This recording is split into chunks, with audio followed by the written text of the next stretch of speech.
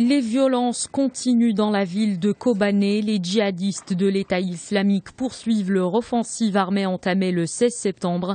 Ils contrôlent déjà 40% de la ville, notamment le secteur est et des quartiers dans le sud et l'ouest. Selon l'Observatoire syrien des droits de l'homme, l'EI a reçu des renforts en hommes et en matériel en provenance de Raqqa et d'Alep.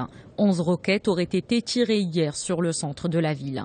Face aux combattants de Daesh, les Kurdes des unités de protection avancent timidement et arrivent à court de munitions.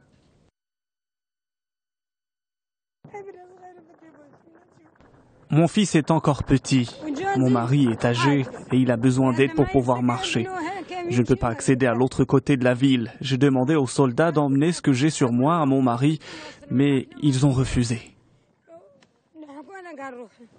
Les raids aériens de la coalition internationale menée par les États-Unis ne parviennent pas à repousser les djihadistes. Washington presse la Turquie depuis quelques jours de s'impliquer davantage dans la lutte contre l'État islamique.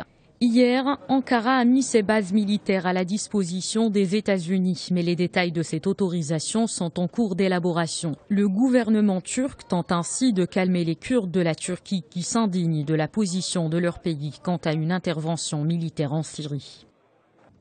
La Turquie doit venir en aide à Kobané et ouvrir les points de passage. Ils devront même envoyer des armes à l'armée syrienne kurde.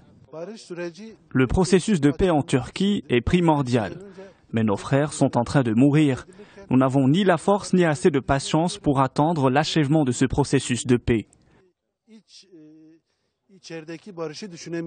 La situation d'incertitude qui règne dans le nord syrien a poussé la Commission européenne à agir. Elle a annoncé l'octroi de 3,9 millions d'euros aux organisations humanitaires qui viennent en aide à quelques 180 000 réfugiés. Ils ont fui Kobané vers la Turquie.